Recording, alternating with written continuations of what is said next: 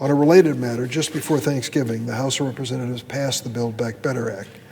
It's one of the most pro-family pieces of legislation in modern history.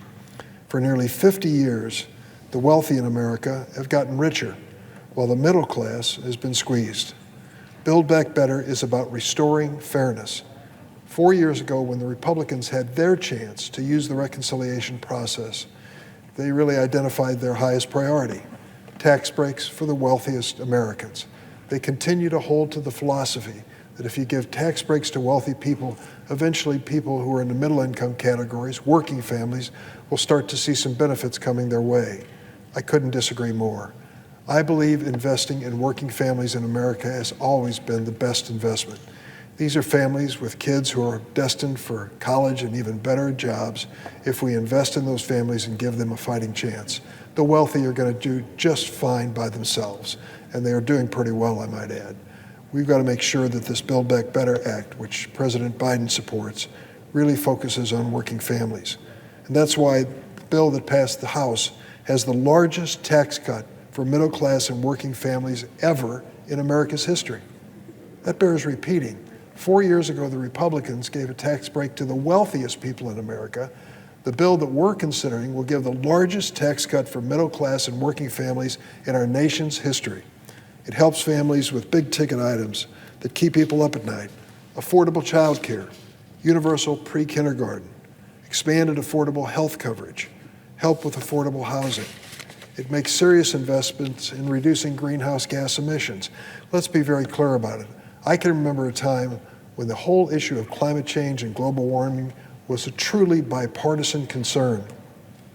The bills that used to come to the floor were co-sponsored by the likes of John McCain and Joe Lieberman, a Republican and a Democrat, both very seriously concerned about what was happening to the world's environment. That is no longer the case. It is a struggle for us to get Republicans to even acknowledge that there's a challenge, let alone accept the challenge of the solutions that lie ahead. We need to make serious investments in reducing greenhouse gas emissions and the effects of climate change. And critically important to our future economic prosperity, we need Build Back Better to make investments in higher education and affordability, which is the next topic I'd like to address. The Pell Grant program has been the cornerstone of America's investment in college student aid for more than 50 years, but it has failed to keep up with the times. It was created in 1972. Think about that, almost 50 years ago. And at the time, the Pell Grants were worth more than 75% of the average cost of attending a four-year public college or university. The tuition, fees, and living expenses. The Pell Grant covered 75% of it. Today, the Pell Grant covers less than 30%. Well, what makes up the difference? Student debt makes up the difference. 45 million Americans now own 1.7 trillion, that's with a T, 1.7 trillion in student loan debt. That's more than America's combined debt to credit card companies. And second only to mortgages, is the largest consumer debt in America. Build Back Better will ease the squeeze of college costs by increasing the maximum Pell Grant by $550. It'll also expand Pell Grants and other forms of federal aid to DACA students.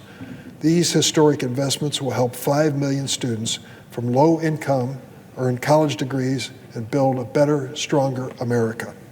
Now, there's one item in here that I'm going to close with that's very important. For years, I brought to the attention of the Senate one industry that purports to be part of education in America: for-profit colleges and universities. With this new Pell Grant, we make it clear that the $550 increase will not go to for-profit colleges. Why, you ask? Take a look at the record. The for-profit college industry is one of the most heavily federally subsidized sectors in America. Some for-profit college companies receive 100% of their revenue from federal taxpayers. That's right, Pell Grants and student loans make up their entire revenue. University of Phoenix is one of the giants of the industry, has been for years. One of the founders once called Pell Grants and student loans, quote, the juice for the for-profit college industry. And with one of the largest ever increases to Pell Grant on the table, the for-profit college industry was looking for more juice. They're not going to get it, and I'm glad they don't. I'd like to leave those who are following my remarks with a quiz. What percentage of high school students in America attend for-profit colleges and universities? The answer, 8%. Next question. What percentage of defaults on student loans are by students from for-profit colleges and universities? The answer, 30%. 8% of the students and 30% of the student loan defaults. Is it just bad luck? No, it's by design. For-profit colleges and universities will literally accept anyone with a pulse. You do not have to show any aptitude or any ambition. If you will sign on the dotted line and they can take over your Pell Grant and hook you up with a student loan, they are perfectly happy. And what happens? Well, the net result of it is often disappointing. The students have to drop out. They can't continue to pay the high tuitions at these places. And when they drop out, they still have a mountain of debt to pay off. Eventually, they're going to default on it. 30% of them are going to default on it. And that is an outrageous number when you think about it. Also, I might add that these colleges and universities, so-called colleges and universities, are notorious for fraudulent conduct, misleading their students about what they're learning and what they can earn from what they learn. It's a terrible record. For-profit colleges just spend 26% of their revenue on instruction. Well, what do they do with 74%? They market and they take it as profit. 26% of their revenue on education. It's a joke. And we're fools to keep perpetuating this terrible drain on the American economy and this terrible hardship on so many students and their families. So over the last 20 years, nearly every major for-profit college has been investigated and sued by state and federal agencies for deception and abusive practices. Many, like the University of Phoenix and DeVry, which sadly was from the city of Chicago, have paid tens of millions of dollars in federal settlements.